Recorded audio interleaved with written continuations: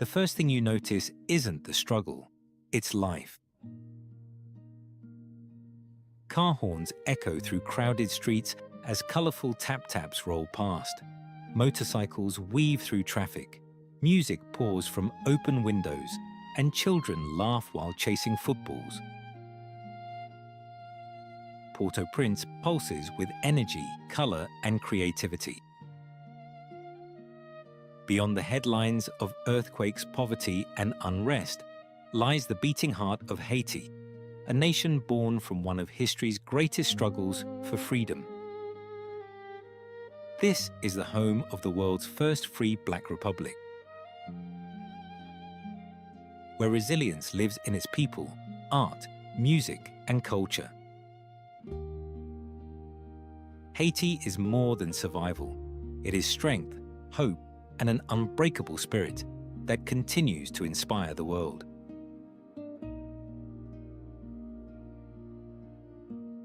Subscribe for more travel documentaries from the most remote corners of the planet, and drop a comment. Where are you watching from?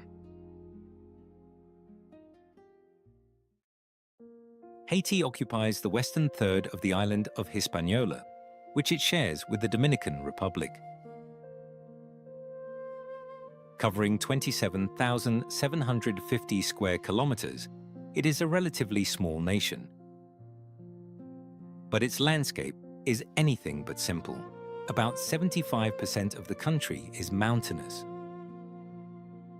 And those mountains have shaped Haiti's history, culture, economy, and daily life for centuries. Roads twist through steep valleys, many communities remain isolated, and regional traditions developed independently because travel has always been difficult. The country's original name reflects this geography. Before European arrival, the Taino people called the island Haiti, meaning land of high mountains. It was a fitting description of the towering peaks that dominate the landscape.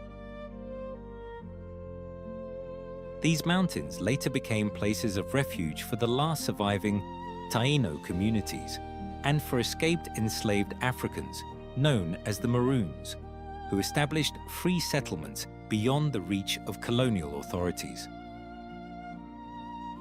In many ways, the mountains became symbols of resistance and freedom. Haiti's highest peak, Pic La Selle, rises 2,680 meters above sea level, while major mountain ranges such as the Massif du Nord, Chaîne des Matheux, and Massif de la Haute divide the country into distinct regions. These rugged landscapes influence everything from farming to transportation and continue to define the nation's character. Although famous for its mountains, Haiti also possesses over 1,700 kilometers of stunning Caribbean coastline. Beautiful beaches near Cap Haitien, the Côte des Arcadins, and other coastal areas rival any in the region. Deep bays and natural harbors once made Haiti one of the most strategically valuable colonies in the Caribbean. Today, however, decades of political instability and security concerns have severely limited the country's tourism industry despite its remarkable natural beauty. The Artibonite River, Haiti's longest river, flows through the fertile Artibonite Valley, the country's most productive agricultural region and the center of rice farming. Yet the river also became the source of tragedy after the devastating 2010 earthquake,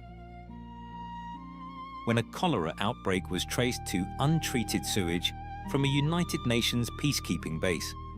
The epidemic claimed more than 10,000 lives, adding another chapter to Haiti's long history of hardship.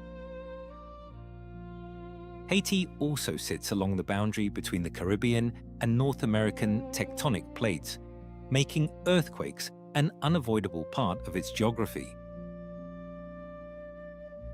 On January 12, 2010, a magnitude 7.0 earthquake struck near Port-au-Prince, killing well over 100,000 people, injuring hundreds of thousands and leaving around 1.5 million homeless. Before the nation had fully recovered, another powerful magnitude 7.2 earthquake struck the southern peninsula in 2021,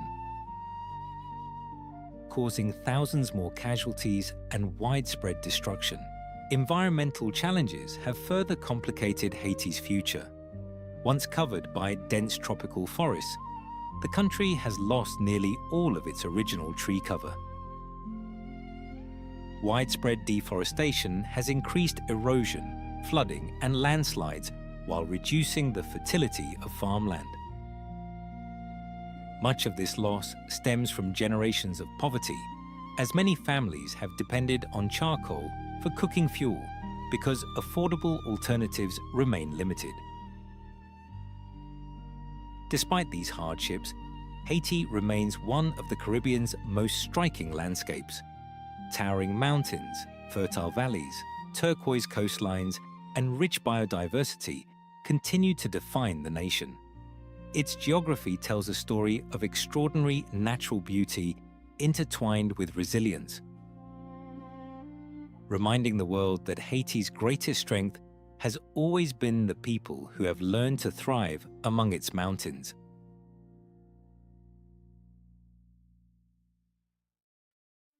Haiti is home to approximately 12 million people, making it one of the most densely populated nations in the Caribbean. Although the country covers 27,750 square kilometers, nearly 3/4 of its land is mountainous.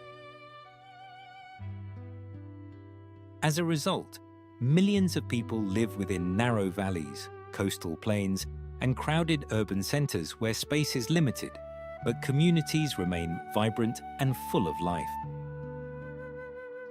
Haiti is also a remarkably young nation. The median age is around 24 years, meaning most Haitians have spent their entire lives in the shadow of political instability, natural disasters, and economic hardship. Yet this youthful population represents one of the country's greatest strengths.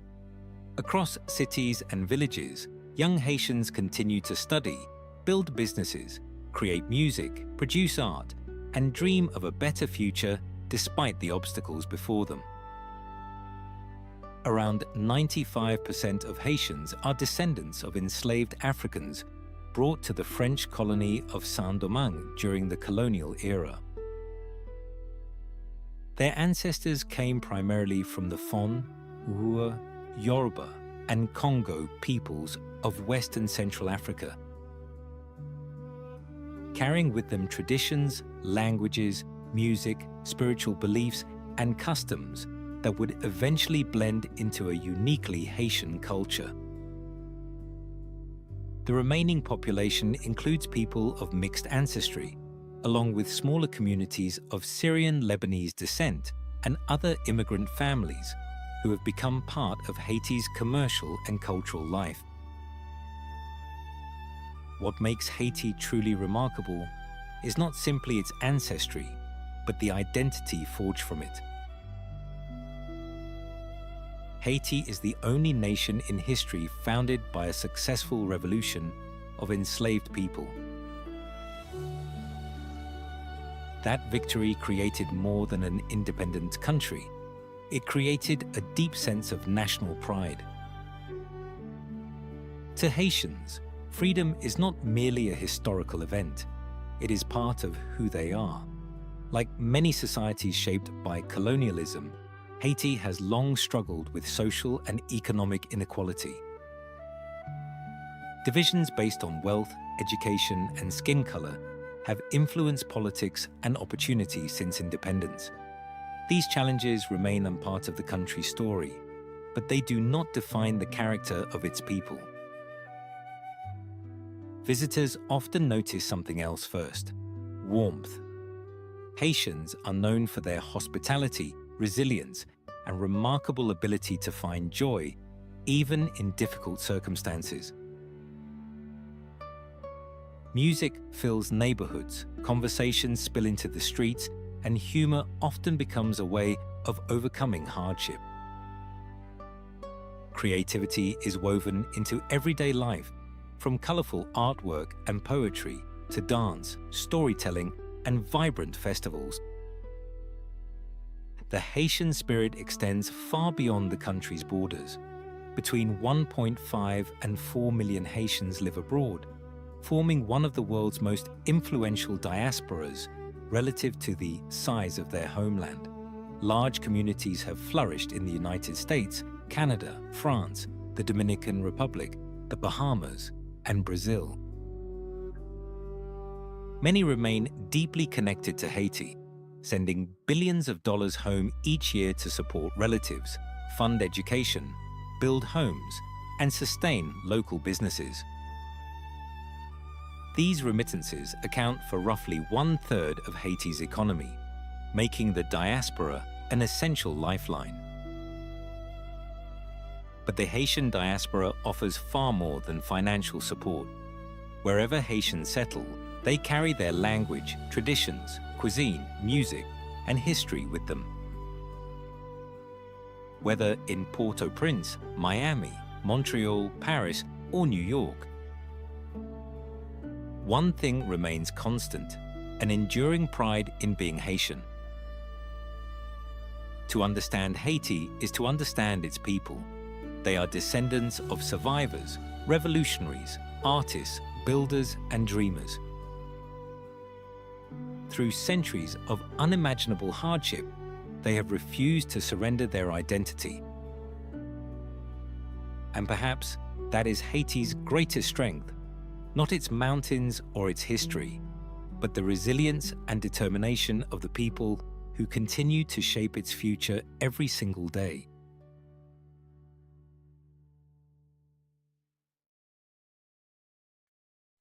To understand Haiti, you must understand one uncomfortable truth.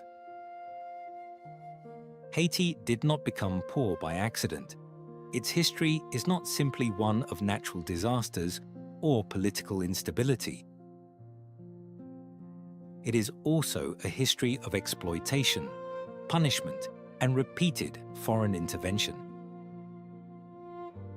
In 1697, France gained control of the western part of Hispaniola and renamed it Saint-Domingue. Within a century, it became the richest colony in the world, producing nearly 40% of Europe's sugar and over half of its coffee. The wealth flowing into France helped finance palaces, industries, and empires, but it came at an unimaginable human cost. Hundreds of thousands of enslaved Africans were forced to work under some of the harshest conditions in the Atlantic slave trade. Plantation owners considered enslaved people disposable. Death rates were so high that ships constantly arrived from Africa carrying new captives to replace those who had died. Saint-Domingue became wealthy because human lives were treated as expendable. Everything changed in August 1791. At Bois-Camon, enslaved men and women secretly gathered, swore an oath to fight for freedom, and launched what would become the only successful slave revolution in world history.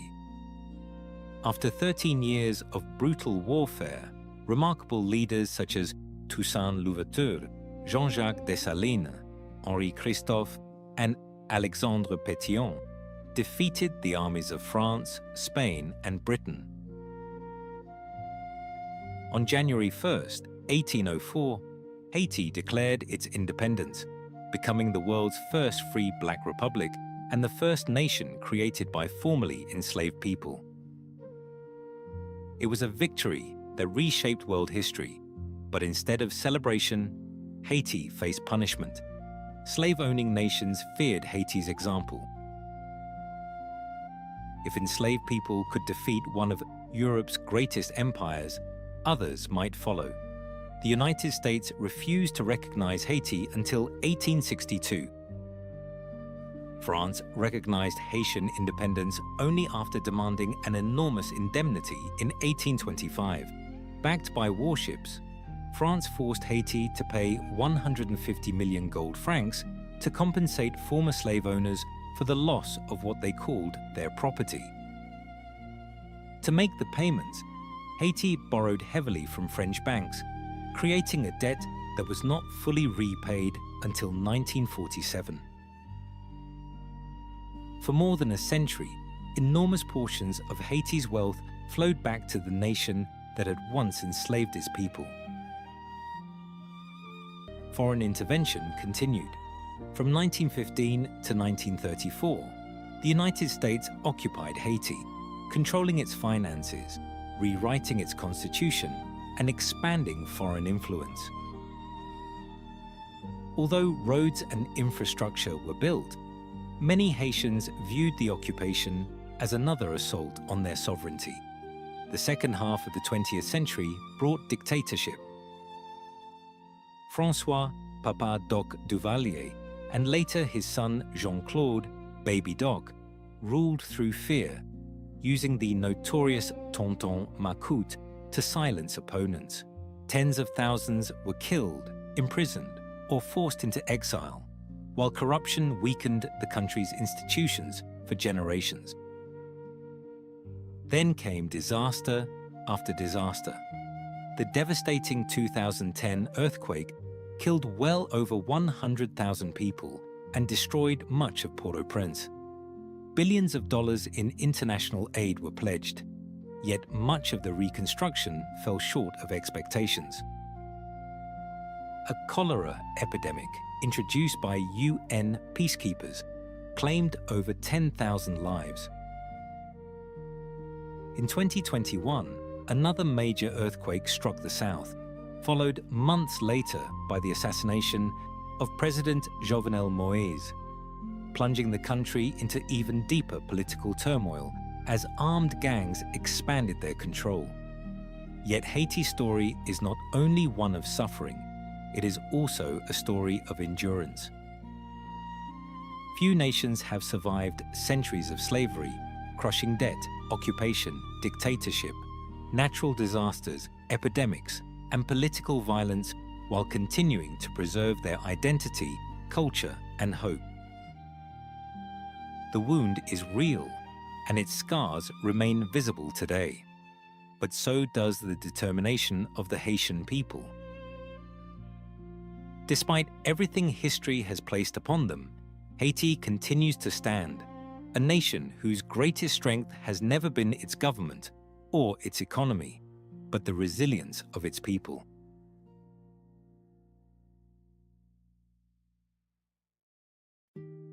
Language is more than a way of speaking. It is a reflection of the nation's history, identity, and resilience.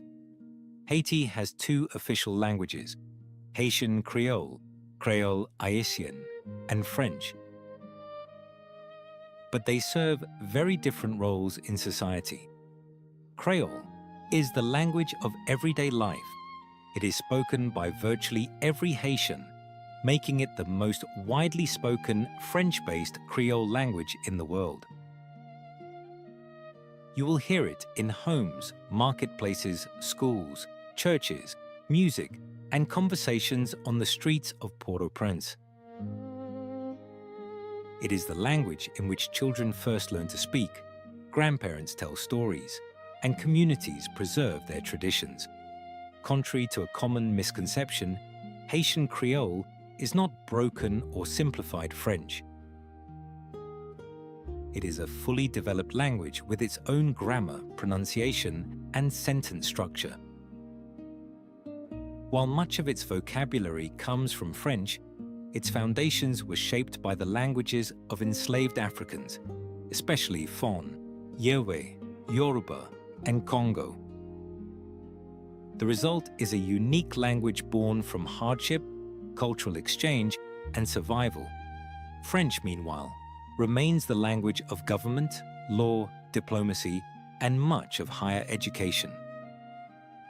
Although both languages are official, only a minority of Haitians speak French fluently. For generations, this created a social divide, as access to education, government services, and professional opportunities often depended on knowledge of French rather than the language spoken by most citizens. Recognizing this imbalance, Haiti's 1987 constitution granted Creole equal official status with French. Since then, educators, writers, and cultural leaders have worked to expand the use of Creole in schools, literature, journalism, and public life.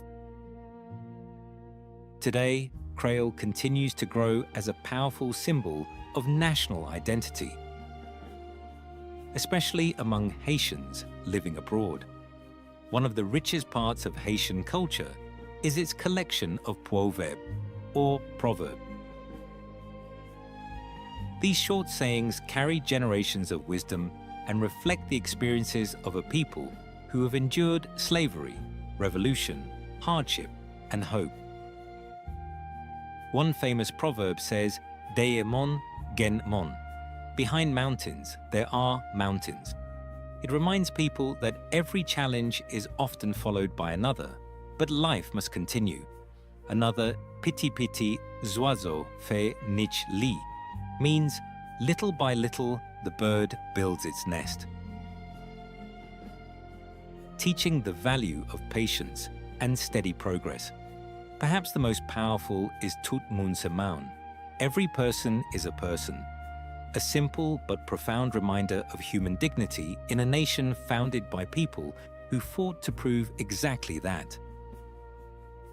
In Haiti, language is not merely communication. It is memory, resistance, and identity.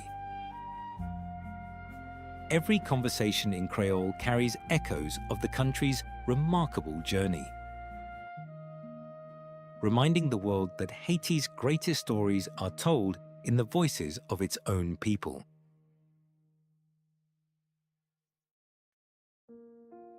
Few aspects of Haiti have been more misunderstood than Vodou.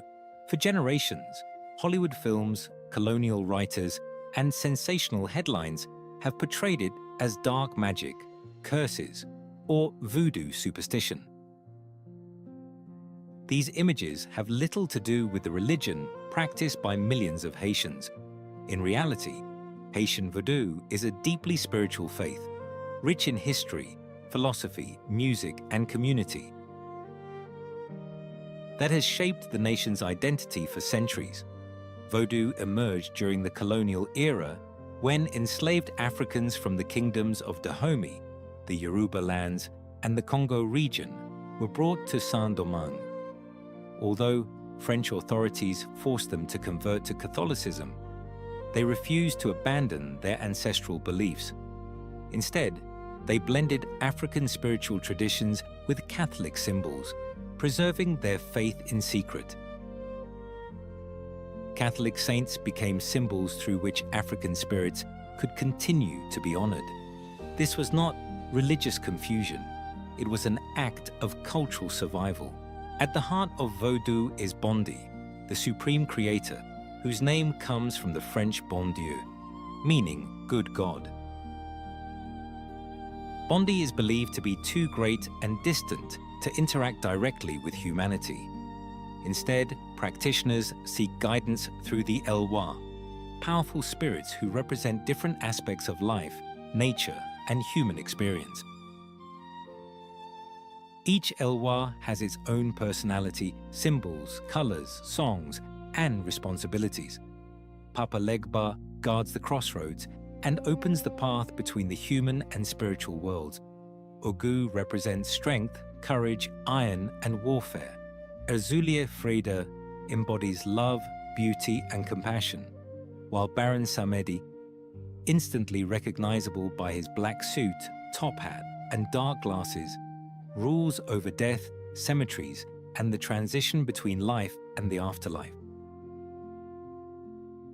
To practitioners, these spirits are not gods or demons. They are guides who help people navigate life's joys and hardships. Vodou ceremonies are vibrant expressions of faith. Drums beat in complex rhythms, songs are sung in Haitian Creole and the African-derived liturgical languages, dancers move in circles, and offerings are made with great respect. During some ceremonies, a Elwa is believed to temporarily possess a devotee, allowing the spirit to offer advice, healing, warnings, or blessings through that person. For believers, this is not theatre. It is a sacred encounter with the spiritual world. Vodou also played a defining role in Haiti's greatest historical moment. According to tradition, the famous Bois Caiman ceremony of 1791 united enslaved men and women before the Haitian Revolution began.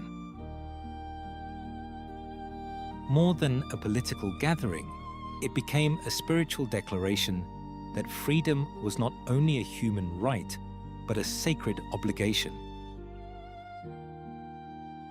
Whether every detail of the event can be historically verified remains debated, but its symbolic importance is undeniable. It remains one of the founding moments of Haitian national identity. For centuries, Vodou faced persecution. Colonial authorities condemned it. Missionaries labeled it as devil worship, and Haitian governments periodically attempted to suppress it. Campaigns in the late 19th and 20th centuries destroyed temples, confiscated sacred objects, and persecuted practitioners. Yet the religion endured because it was woven into the daily lives of ordinary Haitians. Today, Haiti's religious landscape is remarkably diverse. Catholicism and Protestant Christianity are widespread, and many Haitians see no contradiction in attending church while also participating in Vodou ceremonies for family traditions, healing, or important life events. Rather than replacing one faith with another, many blend elements of both into a uniquely Haitian spiritual identity. In 2003, the Haitian government officially recognized Vodou as one of the country's legitimate religions, allowing Vodou priests and priestesses to perform legally recognized marriages and other ceremonies. It was an important milestone, but for millions of Haitians, Vodou had never needed official approval. Long before it gained legal recognition, it had already become the spiritual heartbeat of a nation, one that helped preserve African heritage, inspired the struggle for freedom, and continues to shape Haiti's culture, resilience, and sense of identity today.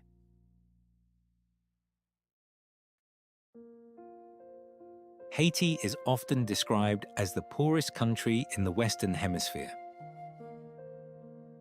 While that statistic is true, it rarely tells the whole story. Poverty in Haiti is not simply the result of geography or bad luck. It is the outcome of centuries of colonial exploitation, crushing debt, political instability, foreign intervention, natural disasters, and repeated disruptions that have prevented the country from building a stable economy. Today, Haiti's GDP per capita remains among the lowest in the Americas. Around 60% of the population lives below the national poverty line, while nearly 1 in 4 Haitians experiences extreme poverty. Food insecurity affects millions, with many families uncertain where their next meal will come from. These challenges have been intensified by gang violence, inflation, political instability, and disruptions to trade and agriculture. Despite these hardships, Haiti's economy continues to function through the determination and ingenuity of its people.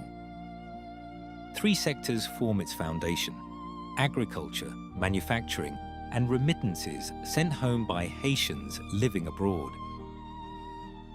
Agriculture remains the country's largest employer, providing livelihoods for nearly half of the workforce. Haiti produces mangoes, coffee, cacao, sugarcane, rice, corn, sorghum, bananas, and numerous tropical fruits and vegetables.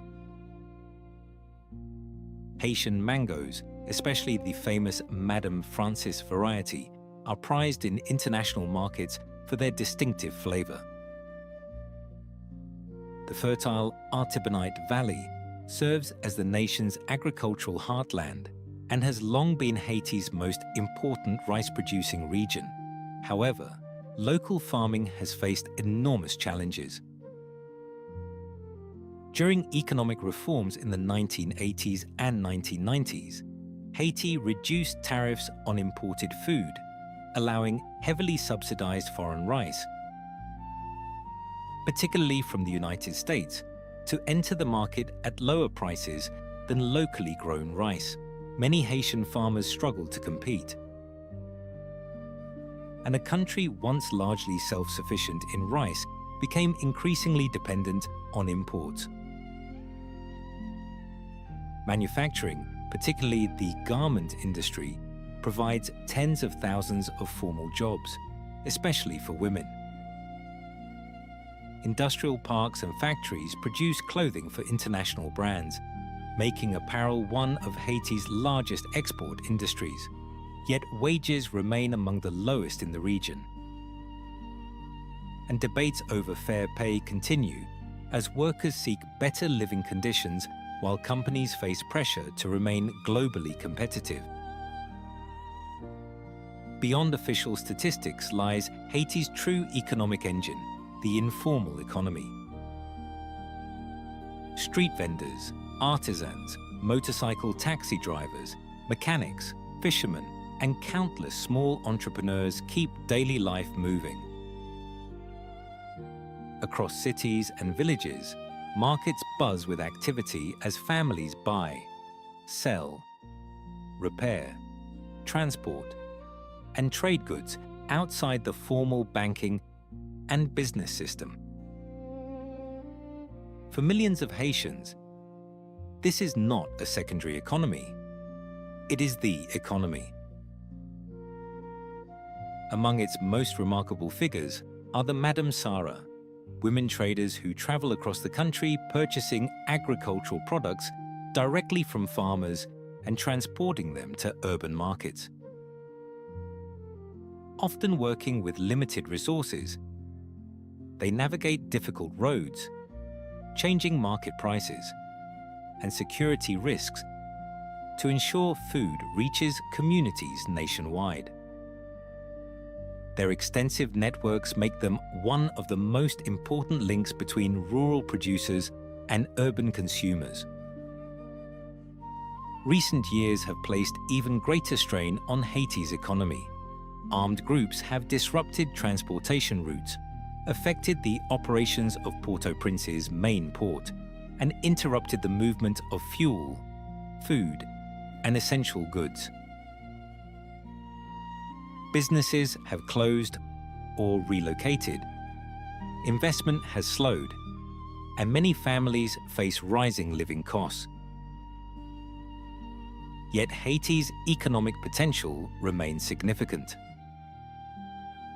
The country possesses fertile farmland, valuable export crops, a young workforce, rich cultural industries, and one of the largest diasporas in the Caribbean. Economists and Haitian leaders often point to practical priorities rather than ambitious promises. Secure roads, reliable electricity, functioning ports, quality schools, effective institutions, and a stable government capable of supporting business and investment. These are not extraordinary goals. They are the foundations of every thriving economy. For Haiti, achieving them would unlock opportunities that generations of Haitians have worked toward. A future where the country's greatest resource is not the aid it receives, but the talent, resilience, and determination of its own people. As the Caribbean sun sinks below the mountains, Port-au-Prince transforms. In the tropics, sunset doesn't linger. One moment the city glows in brilliant gold. Minutes later, the sky burns orange and crimson before fading into deep violet. Then, almost without warning, night arrives. But the city doesn't fall silent. It awakens. In the tropics, dusk is brief. The sky flashes gold, then crimson, then deep violet, before darkness settles over the city. But the city does not grow quiet. It comes alive. In Pétionville, restaurants glow beneath generator-powered lights as families, and friends gather over food and cold prestige beer. In Delmas, a mother returns from the market, carrying groceries home while passing colorful murals painted by local artists. Small reminders of beauty amid daily struggle. As night deepens, church hymns echo through some neighborhoods, while the distant beat of drums rises from others. People gather outside their homes, sharing stories, laughter, and hopes for tomorrow. This is the Haiti many never see. Not the headlines, not the crisis, but a people who continue living, creating, and dreaming. And every evening, against all odds, the city keeps moving forward.